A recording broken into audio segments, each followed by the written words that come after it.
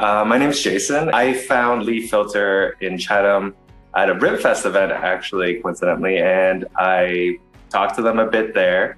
And from there, we scheduled a potential visit to my home where they gave me a quote.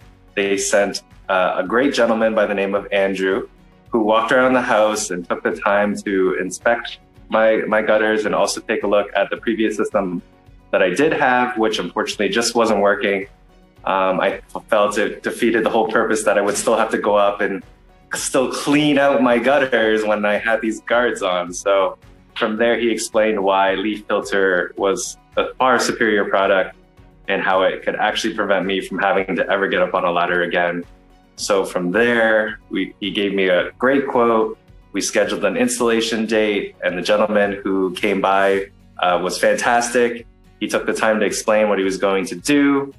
And then from there, he just jumped up my roof and installed everything. And now ever since, when it rains, I don't have to worry about stuff getting caught in there.